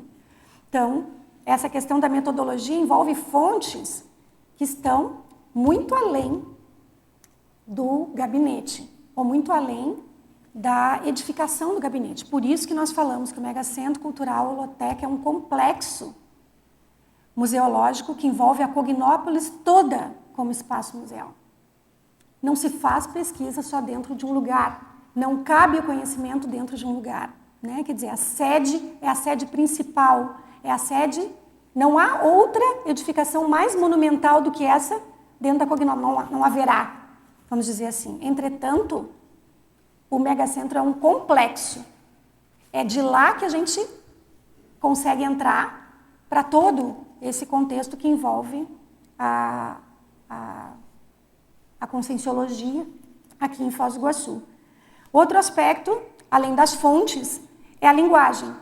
Então, quando a gente faz pesquisa holotecológica, inevitavelmente, nós vamos precisar de alguns neologismos, né? Por exemplo, quando o pessoal da Nipoteca começou a estudar o Japão era mais um país lá no meio. Eles começaram a trabalhar com isso, começaram a aprofundar as pesquisas. Adotaram aquela coleção, né, Isabel? Adotaram aquela coleção, fizeram toda uma investigação, levantaram todos os dados, né, traduziram para o português todos os livros que estavam em japonês, reuniram os livros em japonês, porque estavam em outros um livro de literatura estava na literaturoteca, outro livro de medicina estava na medicinoteca. Eles reuniram um acervo que estava pulverizado e concentraram esse acervo. Ok, concentraram. A gente diz que o que conduz a pesquisa na holoteca são os artefatos. Então, os artefatos conduzem a pesquisa na holoteca. Eles reuniram aquilo. Quando eles reuniram aquilo, a gente tinha que ter um lugar, dar uma identidade para aquilo. Nasceu uma nova coleção. Uma coleção de itens japoneses. E aí a gente criou o neologismo Nipoteca. A Nipoteca foi uma coleção que surgiu a partir os artefatos que, toda vez que alguém vai lá e começa a pesquisar alguma coisa, vai reordenar, vai criar um novo ordenamento nas coisas, né? E há esta liberdade, qualquer pessoa pode chegar lá e modificar o ordenamento à medida em que for pesquisando. Enfim, então isso é um ambiente democrático nesse sentido, né? Então a pessoa começa, vai fazendo, ela está lá, ela é a pessoa que entende daquilo, né? Ela está procurando saber mais sobre aquilo. Então, então os neologismos, né? Eles surgem. Quando nós fizemos o trabalho do projeto Artefatos para o Mabu, lá, com os quadros que vocês veem lá, as fotografias, a gente tinha algumas imagens. Tem uma no corredor que tem máscaras, né? Vocês viram lá várias máscaras. Tá, e agora? Isso eram objetos. Vocês sabem que a maioria dos objetos da holoteca estão guardados na reserva técnica, eles não estão expostos. Nós nunca tínhamos exposto, não tínhamos feito nenhuma exposição com máscaras. Muito bem, e agora que teca a gente classifica, né? E aí nós criamos a simulacroteca para acomodar estas máscaras. Mas foi uma exigência de uma realização, porque a gente não consegue fazer isso como um museu faz com seus especialistas. Passa o dia inteiro pensando nisso e fazendo com várias pessoas, né? Então aqui a gente, à medida em que nós vamos realizando projetos, os projetos vão nos ajudando a ajustar e a organizar aquele material. Também a mesma coisa, os quadros que tem sobre a escrita ocidental e a escrita oriental, logo no saguão quando a gente entra. Ali também a gente criou a logografoteca porque não havia uma teca onde a gente pudesse colocar objetos da escrita chinesa, porque a nossa escrita é ocidental. Então, a gente constrói à medida em que as coisas vão surgindo. Então, o neologismo é uma linguagem holotecológica. Quando você imagina coisas que não existem e faz, inevitavelmente você tem que ter palavras para falar sobre ela, né? Então, sobre aquelas coisas. Então, a linguagem holotecológica, que a gente chama, é o meio especializado, dialógico e integrativo de comunicar ideias e sentimentos a partir da relação consciência, contexto, artefato do saber, onde significados evidenciam extrapolações de interconexões cognitivas orientadas pelo paradigma consciencial. Então, a gente procura, no texto expográfico, sempre estabelecer alguma extrapolação. O que é a extrapolação? A extrapolação é sempre algo atrativo, né? A pessoa não pensava que você ia fazer aquilo daquele jeito. Então, quando ela olha, aquilo é importante, né? Ela olha e aquilo é convincente para a pessoa. E melhor, é convincente do ponto de vista da mental somática e da cosmoética. Não é persuasivo, é convincente, faz sentido, vamos dizer assim, né? A expografia, então, o Valdo coloca na antipodia, processo, de novo, do pensamento divergente. Os atos de pensionizar de modo contrário à cena observada e descrever de maneira invertida, especular, representam direcionamentos da consciência para a cosmovisão. Então, mais uma vez, ele está falando de pensionizar de modo contrário, né? Então, se é muito fácil, enxerguei, entendi isso. Está muito fácil, né? Vamos olhar, é muito óbvio, né? Então, ou está muito, todo mundo já viu isso desse jeito, né? Tem que mexer, tem que quebrar a tenência, como a gente diz assim mais comumente. Bom, aqui também eu queria trazer uma dotaciologia no léxico de ortopensatas, né? De dotação, né? E tal, que é patrimônio, vamos dizer assim. O Valdo diz, a conscienciologia está deixando o legado em prosa, para quem tem preconceito com prosa. Legado em prosa. Legado em prosa, ele diz, a enciclopédia e as megagescons escritas, certo? E o legado em pedra, a Cognópolis, o Megálito, a Holoteca, o Tertuliarium, o Acoplamentário. Assim começam a surgir as realizações do voluntariado conscienciológico no século XXI. Aqui ele coloca também a indissociabilidade entre essas duas coisas, né? E é justamente em razão disso que a gente fala tanto e bate tanto no processo da cosmovisiologia. Sem cosmovisiologia, não haveria o Centro de Altos Estudos da Conscienciologia. Não haveria a conscienciologia, né? Então, nós somos um lugar para o legado em prosa acontecer, certo? Mas o legado em prosa se potencializou em função do legado em pedra, né? Então, não dá para separar essas coisas. A nossa vida é uma existência material, né?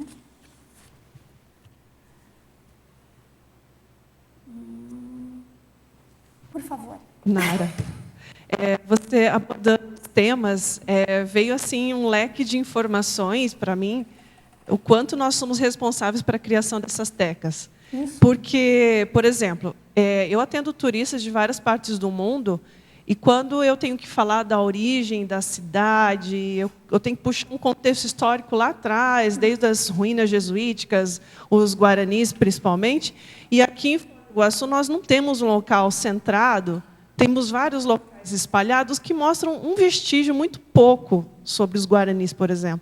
Mas assim eu fiquei pensando, falei, nossa, como o mega centro cultural ele pode ser um centro que vem trazer esses resgates históricos, essas tecas, e centralizar para poder, por exemplo, eu tenho certeza que se eu tiver uma teca falando sobre esse contexto histórico, eu já tenho um direcionamento, onde os meus turistas vão se aprofundar e aquilo vai entrar, eles vão entrar na conscienciologia nesse formato. Perfeito.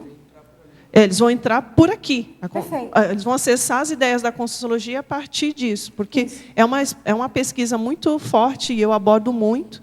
E aí eles vão ter um vislumbre do que é realmente a pesquisa, porque enquanto eles entram no Brasil com um contexto do que é o Brasil, eu tenho que mostrar a minha posição, como eu estou recebendo eles na minha cidade, no meu país, e eu represento 3 países, não vou representar só um. Então, quanto aquele contexto histórico é tão riquíssimo para mostrar o que é realmente as 3 fronteiras, o que foi o que já aconteceu de contexto histórico forte nessa região e que agora nós voltamos nos reencontrar, enfim, todo esse trabalho. Isso que você está colocando é fundamental. Os povos originais estão voltando para casa, como a gente diz, né? Esse ano no Holotecologia a gente vai falar sobre isso. A Moema está vindo aqui também, né? Vai estar tratando desse tema e a gente também vai estar falando de culinária com o chefe sobre isso. Nós fizemos um fórum na primeira década, que foi o Fórum de Diversidade Consciencial. Nesse fórum, nós tivemos aqui representantes das comunidades indígenas da região de fronteira. Nesse fórum, as pessoas, nossos voluntários aqui foram buscar, né, nas tribos lá e cá, o cacique, o pajé, enfim, para virem para cá para poder tratar desse tema que envolve, que aliás é o traço identitário mais forte da região de fronteira, que é a diversidade. Muito bem, e aí a gente tratou desse tema. Nessa ocasião, a gente criou a Minoroteca, que era a coleção que tratava de minorias, porque não havia essa coleção. Veja, dentro da Minoroteca poderiam caber várias minorias, certo? Agora, quem entra lá com o enfoque dos povos originais vai organizar aquele acervo de maneira a estabelecer, vamos dizer assim, estabelecer um ordenamento que vai favorecer demais as pessoas que se identificam com esse tema. Não só a exposição, é tudo. A mesma coisa que a Nipoteca fez com o Japão, se pode fazer. Quer dizer, os livros estão lá em Antropoteca, estão lá em Culturoteca, em Minoroteca, você vai reunir isso tudo. E à medida que reúne, né, você vai catalisando e o projeto vai evoluindo e ele vai ficando mais forte. Por exemplo, quando a gente fala em Museu da Paz, a gente fala em razão de uma coleção de objetos da paz. Quando a gente fala em Museu do Meteorito, em razão de uma coleção de meteoritos. Quando a gente fala em fazer o Museu da Consciência, é a aula memória da Conscienciologia, que já existe aí. Então, tudo se dá a partir da iniciativa de uma pessoa de construir um ordenamento. E aí as pessoas que se identificam com isso somam aquela equipe, potencializam o trabalho e daqui a pouco você tem um museu específico naquela temática, né? Então, quanto mais, melhor, vamos dizer assim, né? Então, quanto mais a gente consegue fortalecer as coleções, mais elas têm o potencial, vamos dizer, de comunicar e transformar. Né? Ô, Nara. Só acho que ela quer completar? Eu mesmo conheço já pesquisadores da cultura guaranítica que, às vezes, estão com um acervo muito importante na mão deles, que fazem cursos. Eu já participei de curso em francês sobre a cultura guaranítica, porque a gente atende turistas franceses que vêm só para conhecer, para ir lá conhecer as ruínas jesuíticas. Nós viajamos com eles, passamos dias lá em Poçadas, em Trinidade Jesus, visitando as ruínas, para depois vir para Foz do Iguaçu. Então, assim, nós temos o acervo, então, quer dizer, só falta o direcionamento e montar, por exemplo, o Museu da Cultura Guaranítica, por exemplo, dentro desse grupo. Aqui, eu tinha ontem pego um material que eu nem sei para que eu peguei esse material, porque eu acho que não vai ter contexto para falar sobre isso, mas aí vai, acho que para você, em torno da questão. O Valdo coloca, num dos itens do léxico, o seguinte: a fim de ajudar as consciências com mentalidades remotas, e aí a gente está falando de ancestralidade, certo?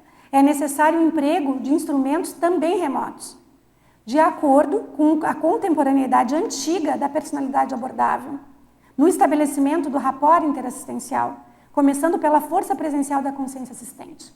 Então, assim, você tem que fazer para os indígenas, certo? Os outros, né, que venham por identificação de segunda ordem, mas você faz para os povos originais. Eles estão aqui ainda, né? E só não tem mais por conta do genocídio, né? Vamos dizer assim, né? Senão a gente, até mesmo no Paraguai aqui, que é um país de fronteira, a gente não tem, a aculturação não foi tão violenta. Quer dizer, lá sem fala o Guarani, né? Aqui a gente falava 800 línguas quando começou o processo de colonização, hoje não tem nenhuma no Brasil. Então a nossa aculturação foi muito mais violenta do que foi no Paraguai. Lá eles continuam falando, lá o biotipo lembra a ancestralidade. Né? Nessa condição a gente pensa então nas consciex. Pelo genocídio, né? O acesso a essas consciências. Sim, claro. Mas como é que você acessa essa interdependência, né? A partir das consciências, né? Que ainda estão aqui. E muitas delas vêm em condições precárias, né? Enfim. Sim, Cló. Oi. Só para reforçar o que ela colocou, quando a gente pensa em megacentro, a gente lembra muito do que o professor Valdo falava, que a pessoa tinha que entrar de um jeito e sair de outro. Isso. E eu acho que é esse tipo de trabalho que a gente está pretendendo fazer. A gente tem conversado muito sobre isso, né? Então, é estar resgatando, é estar oportunizando que as pessoas entrem lá e saiam diferentes. E facilite até o teu trabalho.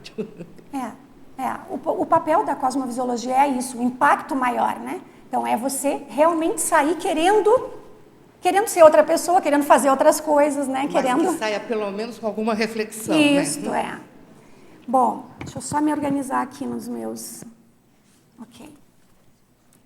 Bom, gente, agora eu queria falar um pouquinho da questão institucional.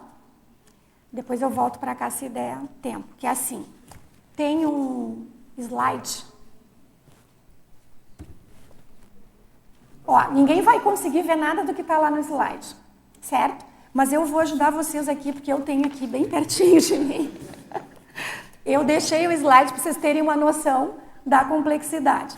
Que é assim, eu gosto de dizer que, não sei se vocês já viram o organograma, quem já entrou no escritório do CEEC, da administração, já viu o organograma do CEEC, que é um negócio gigante.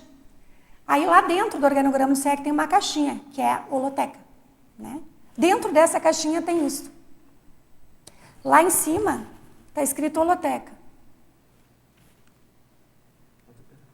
Estou apertando.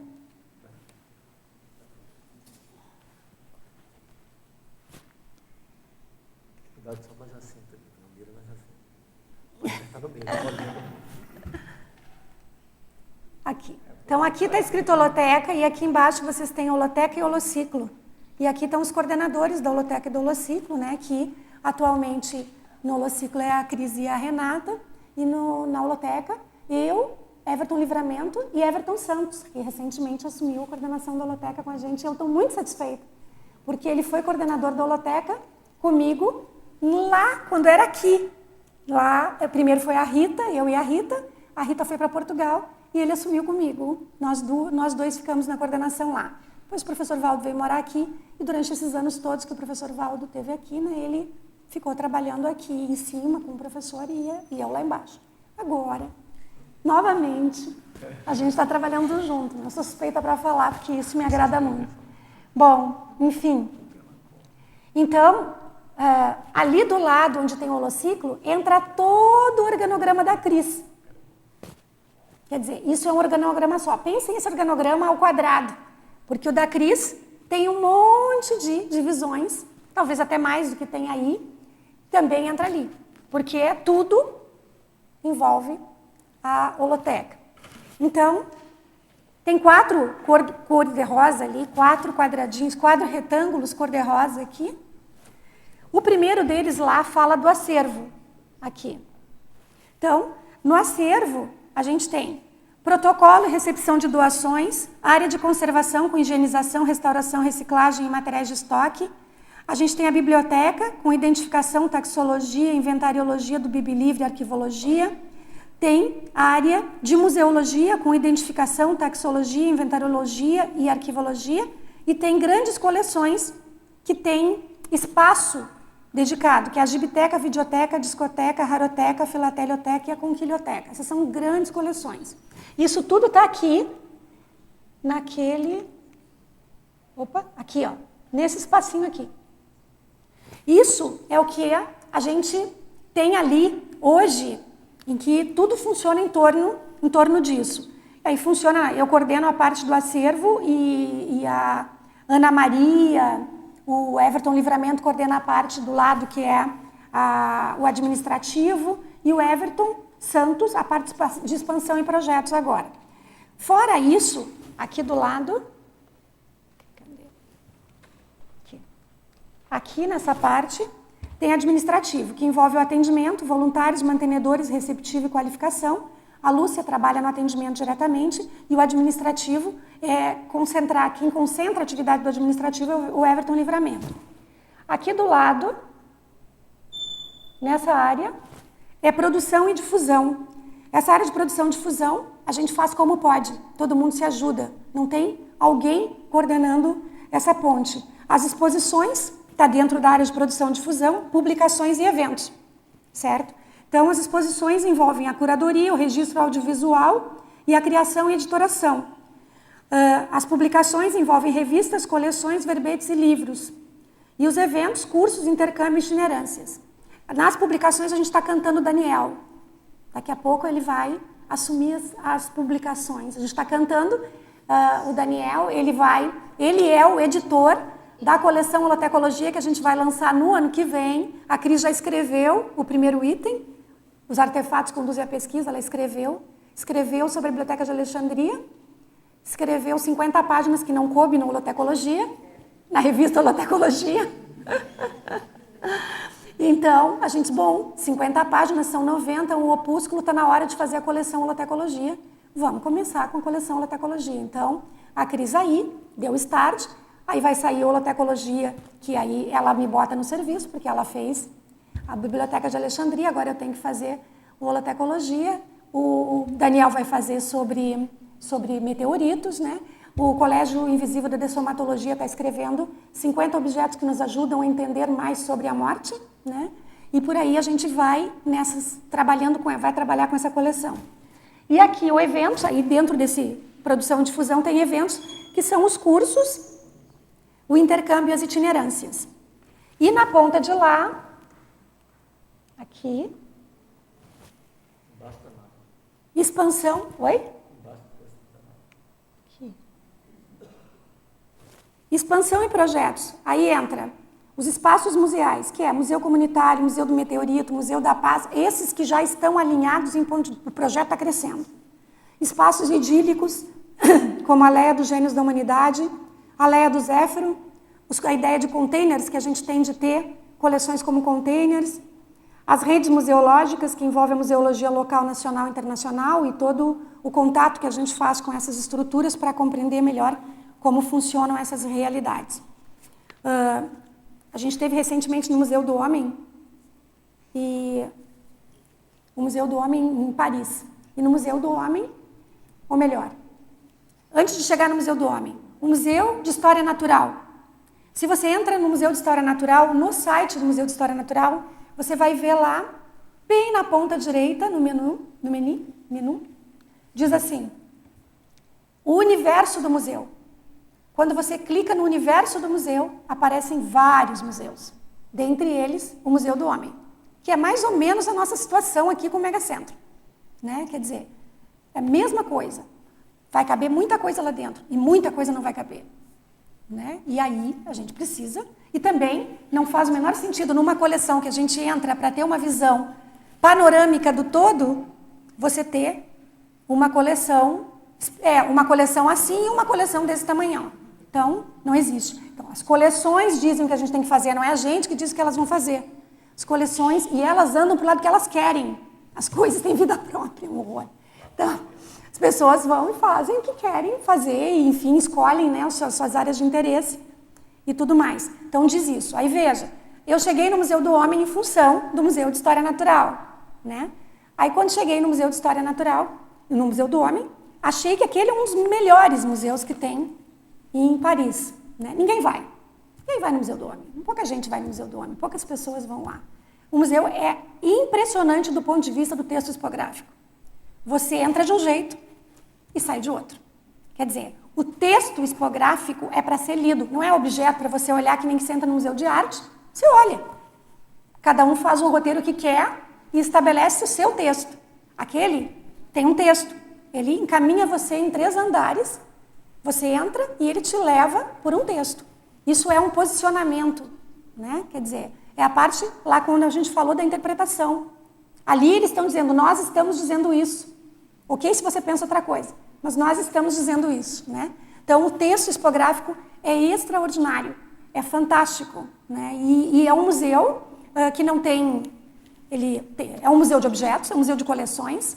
Para ter uma ideia, esse Museu do Homem, ele tinha as coleções do Museu do Homem, saíram dali, uma boa parte delas, e foram para...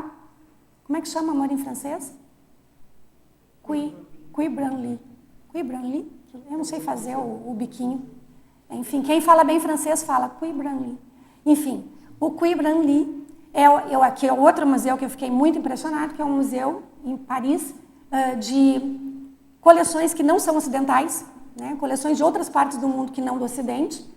E de onde veio, e eu só descobri isso agora, eu não sabia quando fui lá, e eu gostei muito desse museu. De onde vêm as coleções que foram constituir o Museu Cuy Branly, sei lá, alguma coisa assim. Um dia eu aprendo. De onde vem? Do Museu do Homem.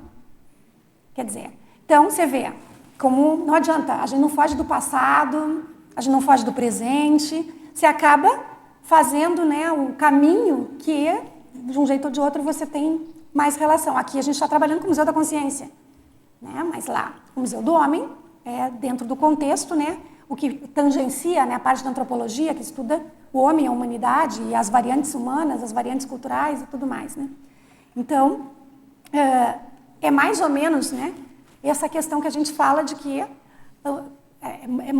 a gente tem aqui um patrimônio que é um patrimônio respeitável, né, respeitável. E alguns museus são muito inspiradores no sentido do nosso compromisso com a mensagem, com a escrita, né, com o texto.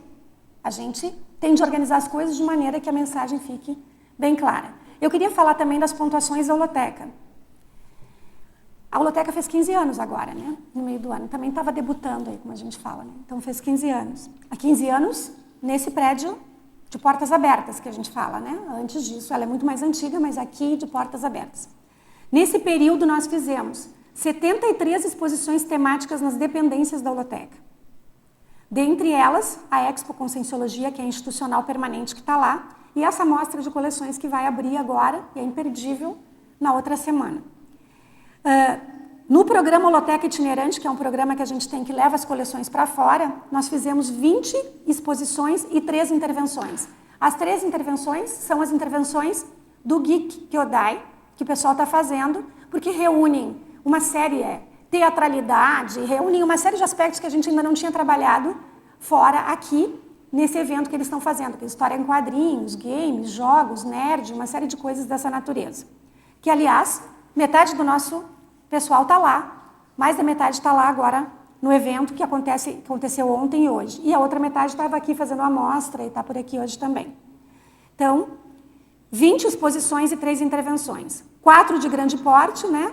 Que foram as 3 do Ecomuseu, 2 sobre o Lasta Nossa e uma sobre consciência hídrica, e 16 exposições temáticas no Espaço Holoteca, no Catarata JL Shopping, que foram exposições de pequeno porte. E as intervenções que eu acabei de falar. 25 eventos científicos, dentre eles, 16 edições da Prova da Imagística. Esse ano, em novembro, faz 10 anos que o Serenão Australino teve aqui com o Valdo, em novembro, e a gente tem a 10ª edição da Prova da Imagística aqui, né? Aqui em Foz do Iguaçu. O curso Holotecologia e Cosmovisiologia está na 5ª edição, e a Semana de Holotecologia na 4ª edição, e o Imersão no Cosmos, que são 2 edições. 5 eventos comemorativos, que é a primeira e a segunda década do CAE que a gente trabalhou na construção desses eventos. E, como destaque, a gente teve a Feira do Livro na primeira e o Dia na Cognópolis, que parece que se consolidando como um evento grande, que também deve ter chegado para ficar, no sentido de que é um evento que faz uma ponte muito importante com a comunidade. E é um evento interessante no seguinte sentido: você coloca lá 20 coisas acontecendo, como vai acontecer dessa vez. E a pessoa faz o que ela quer, ela vai fazer o roteiro que ela quer, ela fala com quem ela quiser, quer dizer, ela entra quantas vezes ela quiser no lugar, então ela vai escolher, né? Então é interessante o evento, porque é um evento não dirigido, né? Quer dizer, as pessoas ficam livres para interagir. E 4 publicações, que é a revista Holotecologia, que está na 3ª edição lançada, que vai ser lançada agora, e o projeto Artefatos. Total, são 93 exposições, 3 intervenções, 30 eventos, 4 publicações. Em 15 anos, nós fizemos 127 ações institucionais. E aí eu chamo a atenção, todas são institucionais. Tudo que a gente fez aqui é institucional. Quer dizer, é feito... e eu gosto de chamar a atenção disso, porque você pode estudar o que você quer e apresentar o que você quer. Num processo institucional, não é assim. Certo? Você está falando pela instituição. Então, você não pode sair dizendo tudo o que você quer. Né? Você está falando pela instituição, não é você. Você é um representante da instituição. Então, você tem você está representando a instituição, você é um porta-voz da instituição, enfim, você está falando daquela estrutura ou daquela especialidade oficialmente. É uma oficialidade. Eu brinco com a Mabel porque eu sou meio rebelde, né? Todo mundo sabe, eu não preciso esconder isso, todo mundo me conhece muito bem.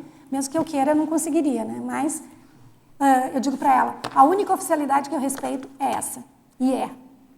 né? E é o CAEC. É o CAEC aqui, eu não faço nada que não seja institucional. Quer dizer, tudo que a gente faz aqui é institucional. Eu prefiro as produções institucionais, porque eu acho que são essas produções que, de um jeito ou de outro, conseguem dar mais sustentabilidade para a instituição, ou melhor, para a estrutura, né, aqui na Conscienciologia. Como diz a Cris, a gente não pode falar só de coisas boas, né, Cris? Porque a Cris andou agora recentemente, não há muito tempo, falando sobre o telhado, né, a gente esteve junto com ela e tal. Então, vejam, essa estrutura a gente teve o Museu Nacional, a revista Holotecologia sai com a última página em luto, preta, e é dedicada ao Museu Nacional do Rio de Janeiro, né, que aconteceu em maio, agora. Foram dois séculos. E aí a gente olha para as nossas coisas e diz assim, como o Valdo dizia, né, as nossas coisas estão consolidadas. Estão. O negócio é fazer com que elas continuem assim, consolidadas, né? E isso requer uma série de ações, e ações que são de médio, longo prazo. Como, por exemplo, tem o Megacentro, tem a estrutura, o Megacentro Projeto Integral, o Megacentro com projeto parcial, que o pessoal vai estar apresentando na Semana de Holotecologia, com detalhes, com vídeo, com tudo que a Clô preparou para a estrutura, né, da IEC e tudo mais, e vai em primeira mão aí mostrar para a gente e tudo mais. Vão estar colocando esses detalhes, a gente não vai... Isso vai ser na Semana de Holotecologia, no primeiro dia, no dia de lançamento. Eu já vou depois falar mais detalhes, né? Enfim. Mas então, a gente tem as questões que envolvem o dia a dia, né? Então, quais são os nossos problemas do dia a dia? A gente tem de trocar o telhado, né, Cris?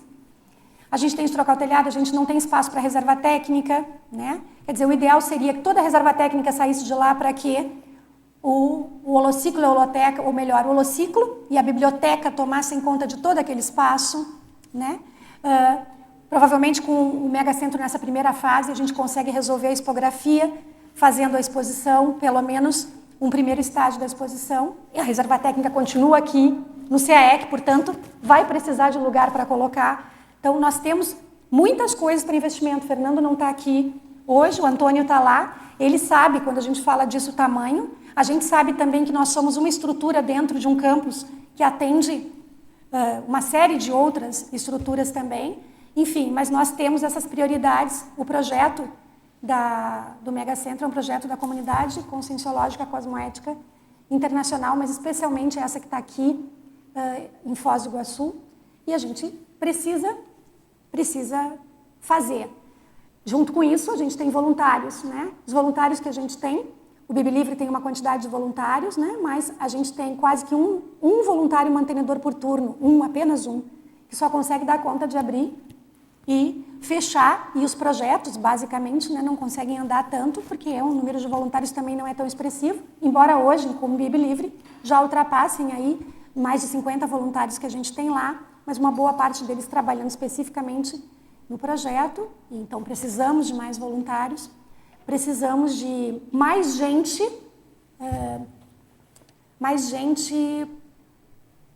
morfopensenizando, né? Mais gente fazendo o Megacentro Cultural Holoteca virar uma realidade, né? Cris, quer falar um pouquinho do...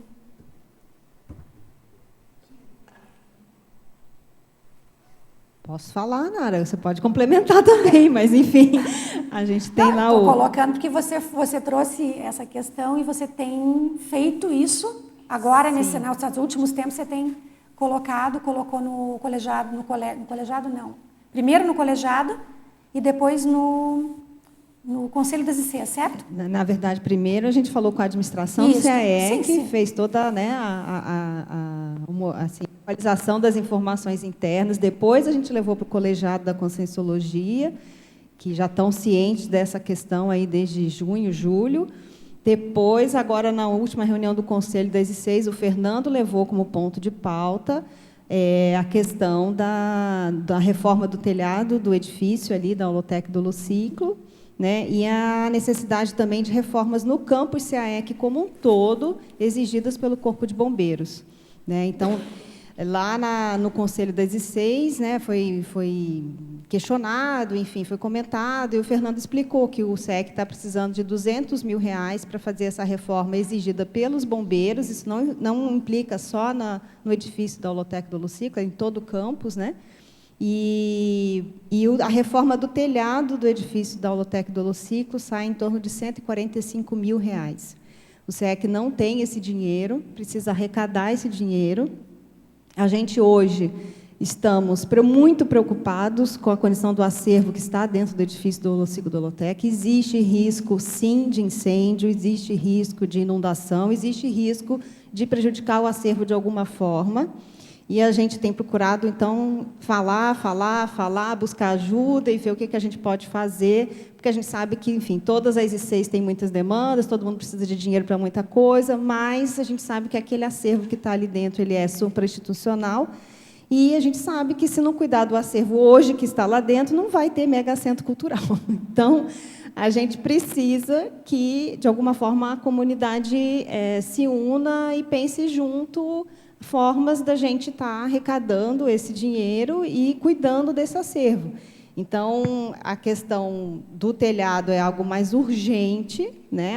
O Fernando mostrou fotografias do telhado, tem fios expostos no telhado, as telhas quebram com frequência, porque o técnico do ar-condicionado, principalmente na parte do holociclo, tem muitos ares, né? Muitos aparelhos seguidos, é diferente da holoteca, que é um pouco mais espaçado. Então, os técnicos sobem lá, quebra a telha, e tem que ficar frequentemente trocando telha, em função dos aparelhos estarem lá em cima. Então, tem uma série de ações para serem tomadas. Uma delas é tirar os aparelhos de ar-condicionado lá de cima, né, e por aí vai. Então, a gente precisaria estar com uma certa urgência arrecadando esse dinheiro para poder fazer a reforma do telhado e manter o nosso acervo em segurança. E isso precisa para o edifício e também precisa para atender às exigências do bombeiro, que pedem hidrante, que pedem uma série de melhorias para serem feitas. Tudo isso foi surgido depois daquele incêndio na Boate Kiss, né, que aí os bombeiros começaram a exigir, então, mudanças nas leis para poder proteger mais as pessoas em ambientes fechados, né? Então, a gente tem muito trabalho aí pela frente, pensando mais a longo prazo, né? Essa questão que a Cris está colocando, que a gente está levantando, que o SEC vem há um tempo, aliás, acho que tem uma década mais ou menos que a gente tem tentado movimentar. Já há 4 anos a nossa situação ficou crítica, digo isso frequentemente, né? De 4 em 4 anos a gente precisa de ampliação, e a última ampliação que a gente fez já expirou há 4 anos, então há mais de 4 anos. Então a gente já está numa situação limite. Então tem material da holoteca fora da holoteca. O nosso acervo já não está mais concentrado. Isso é muito ruim. Digo concentrado no sentido de que, se tivesse em outros locais e esses locais tivessem condições adequadas, ok, mas esses locais também não têm condições adequadas, ou, pior, as condições são menos adequadas do que as nossas. Então, a preocupação é maior. Quer dizer, tem material que deveria estar lá dentro e já está fora, né? Tem material que a gente nem conseguiu abrir e que está fora. A gente nem sabe exatamente que material é esse. Então, nós precisamos resolver o problema do telhado e o problema da reserva técnica, né? Isso é para ontem. E isso é um problema não do SEC, é um problema da comunidade. Porque o acervo é da comunidade, porque a estrutura, o patrimônio é da comunidade, né? Então, a gente precisa pensar sobre isso e trazer soluções. O evento que a gente tem agora na Semana de Holotecologia, ele abre na semana que vem, mas quando a gente vai falar do curso Holotecologia e Cosmovisiologia no dia 19, no dia 28, desculpa, no dia 28. No dia 28, a gente abre com o tema Megacentro Cultural Holoteca, que o pessoal vai apresentar como é que está as questões do projeto, né, César? Então, vai colocar os detalhes em relação ao andamento do projeto, etc. O que é importante e o que é definitivo no sentido de que a gente precisa saber como é que as coisas vão para a gente poder organizar quais serão as nossas ações de modo a investir esse dinheiro de forma correta, né? Correta no sentido, como a Cris colocou. Bom, o telhado a gente precisa colocar, porque aquela edificação vai se manter ali, ela tem que ter um telhado. A reserva técnica nós vamos ter que ver como é que vamos fazer. Então, como é tudo interdependente, como essas ações são todas ligadas umas às outras, quanto mais nós nos atualizamos em relação a isso, mais assertivas são as nossas providências nesse sentido, né? Então, a gente gostaria de convidar todos vocês para o evento, para a 4ª Semana de Holotecologia. O tema é Praticando Colecionismo Interassistencial, portanto, é justamente essa questão que a gente está falando de criar ambientes para que as pessoas possam ampliar suas referências e ampliando essas referências, serem mais efetivas e viverem de uma forma mais equilibrada e melhor e mais felizes, enfim. E dentro disso, a gente tem alguns eventos. Na semana que vem, no dia 22, o Círculo Mental Somático vai tratar desse tema. Depois, logo no círculo, no final do círculo, vai ser a abertura da mostra na holoteca. Então, nós vamos fazer uma fala aqui e depois todos estão convidados a descer para ver essa mostra que chama Museologia e Conscienciologia. E ela é justamente essa condição da mundivisão, coleções ampliam mundivisões, é o subtítulo, é a capa da revista e é o subtítulo da mostra também. Depois, no dia seguinte, que é o dia 23, o Everton vai estar falando sobre o colecionismo de Valdo Vieira.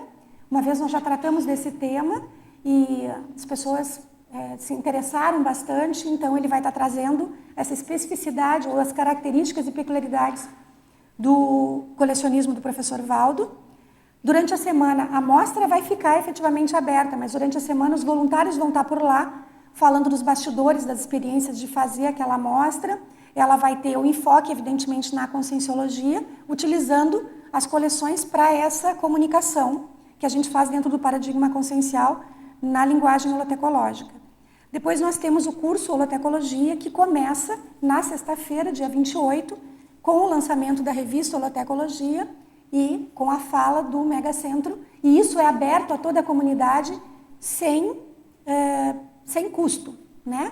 Vai ser no Tertuliário essa fala, na sexta-feira. Depois, no sábado, o curso acontece aqui no auditório do CAEC. E aí o curso vai tratar de temas como bibliologia e democraciologia, com a Ana, o Everton Livramento e o Oscar. Depois, a restauração e a conservação de artefatos culturais, com a Ana e o Pedro. A holoteca na comunidade, que é a experiência da Mostra Geek, da Lúcia e do Ricardo Hertz. Um dia na Cognópolis, que a Luciana Ribeiro e a Cristina Bónia vão falar. E o Luciano vai fechar falando do Museu da Paz. Ele fala por vídeo de lá e nós entramos com ele na discussão.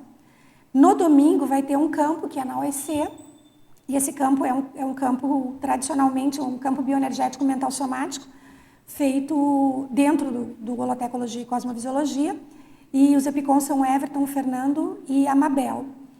Depois do almoço, a gente tem um translado, o evento vai acontecer na casa do chefe, depois do almoço. Depois do almoço, nós saímos daqui, tem um translado, nós vamos para a casa do chefe, lá nós vamos ouvir a Moema, ela vai estar falando sobre a diversidade dos povos originais, né? Que agora mesmo a gente estava falando sobre isso.